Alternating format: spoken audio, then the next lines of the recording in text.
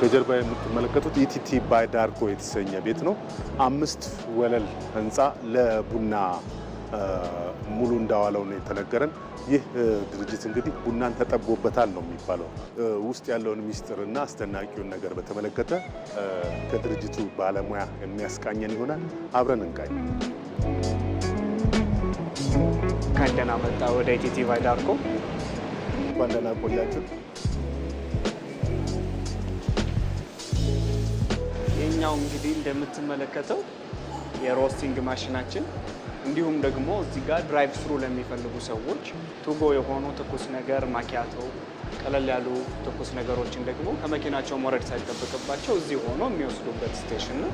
ከዛም አልፎ ደግሞ የተቆላ ቡና ፕሮሰሱን ማየት ለሚፈልጉ፣ የተቆላ ቡና መግዛት ለሚፈልጉ በ1 ኪሎ፣ በግማሽ ኪሎ፣ በሩብ ኪሎ የምናዘጋጃቸው አሉ።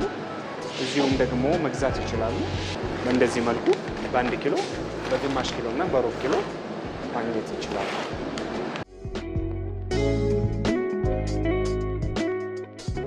የመጀመሪያ ግራውንድ ላይ ቴስት ኦፍ ኢትዮጵያ ብለን ወደ ሰየም ነው የመጀመሪያው ፍሎር ይገባል።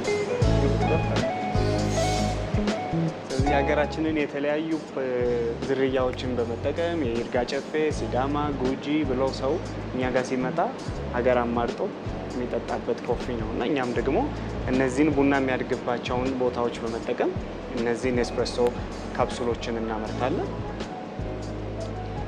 እነዚህም ቡናን ቫሊዩን አድ አድርገን አሁን እንደዚህ እንደምትመለከተው ያለቀለት ሙሉ ለሙሉ ይሄ ዲፌክቱ ቆሻሻው ቡና ሊያመር የሚችሉ ነገሮች አሉ።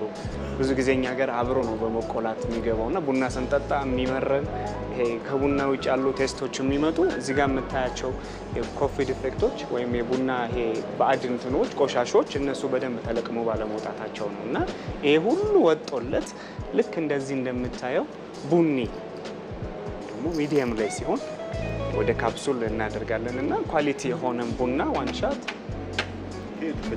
የተፈጨ ቡና ሁሉም ነገር ያለቀለት የተፈጨ ቡና ነው እና ይህንን ነው የምናመርተው።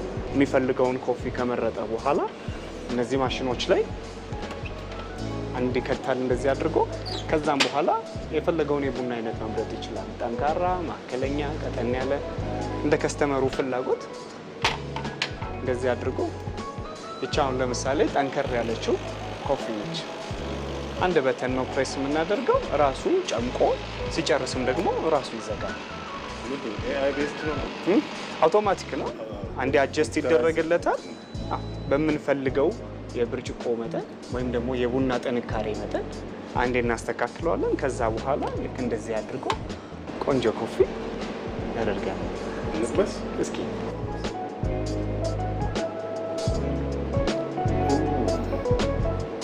ቡና አልጠጣውም እስከ ዛሬ። ቡና የጠጣሁት ዛሬ ነው። እንዲህ አይነት ቡና ስኳር የለውም ግን በጣም ይጣፍጣል። ልክ ነህ። ያው እነዚህ ባዕድ ነገሮች ሲኖሩበት ነው ስኳር እንድትፈልግ የሚያደርገው ቡና።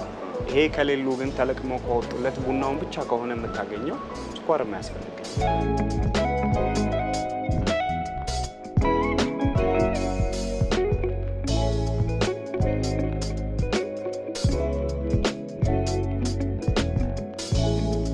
በየፍሎሩ ቅድም እንዳልኩ ቡና በተለያየ መንገድ ባህሉን በተለያየ መንገድ የምታገኝበት ቦታ ነው። ብሪው ባር ኤንድ ፕሪሚየም ብለን የሰየም ነው ሬስቶራንታችን የቡና ባራችን የ3 የ4 ሀገር ቡናዎች አንድ ላይ ተቀላቅለው ደግሞ ምን አይነት ጣዕም አላቸው የሚሉትን ቡና ደግሞ የምትቀምስበት ቦታ ነው። እዚህ ጋር ፊት ለፊት ላይ የቡና ባራችን ነው። ቡናን ከትኩስ ነገር በተጨማሪ በተለያዩ ቀዝቃዛ ነገሮች ውስጥ አድርገን ደግሞ እዚህ ደግሞ እንሰራለን። አልኮል አንሸጥም ቤታችን ላይ አልኮል ፍሪ ነው።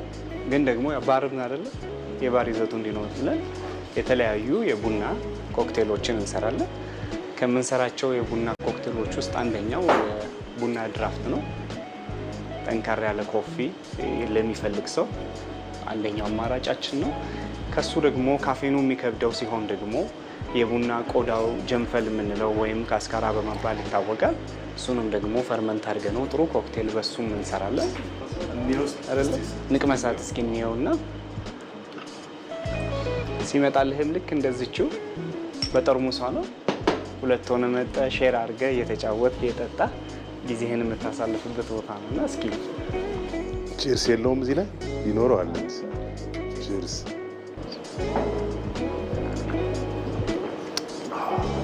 ይሄማ ምግብ ነገር ነው። በጣም ይጣፍጣል። ድራፍት ልታሳድገው ነው።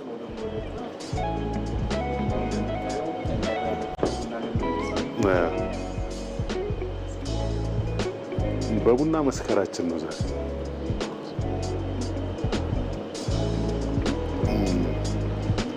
ይሄ ጠንካራ ነው። ይሄ ኦልሞስት እንደ ምግብ አይነት ነገር ነበረ። የእውነትም ቀዝቃዛ ቡና እንደማለት ነው። ጠንካራው ቡና ቀዝቅዞ ማለት ነው። በጣም ይጣፍጣል። ላያያዝም ያምራል። በዛ ላይ በረዶም አለው። ተመችቶኛል ብቻ ነው።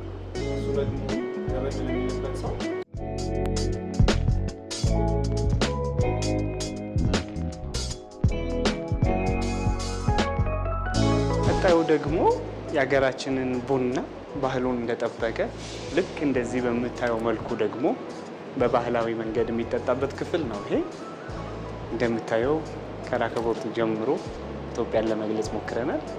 በኢትዮጵያ ጋር አረፍ በልና እስኪ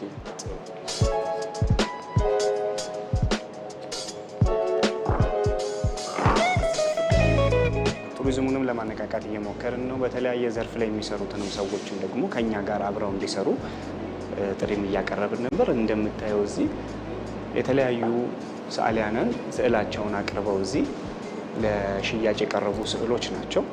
ከስተመር መጥቶ የሚወደውን ስዕል ካገኘ እዚህ ከነሱ መግዛት ይችላል። አንድ የነሱን ዘርፍ ለማነቃቃት በሚል ነው። በዚሁም ስዕልን የተመለከቱ ደግሞ አርት ኤንድ ጋለሪ ኢቨንቶች ይኖሩናል። ዋጋችሁ እንዴት ነው? ያው ከስማችን እንደምትነሳው ኢቲቲ ባይ ዳርኮ ሲል አንደኛው ዴፊኔሽኑ ኤክስፒሪየንስ ዘ ትራዲሽን ነው። ሰው ትራዲሽኑን ኤክስፒሪየንስ ሊያደርግ ሲመጣ ደግሞ እኛ ጋር ፌር በሆነ ፕራይስ አፎርደብል በሆነ ዋጋ ሁሉንም ማግኘት ይችላል።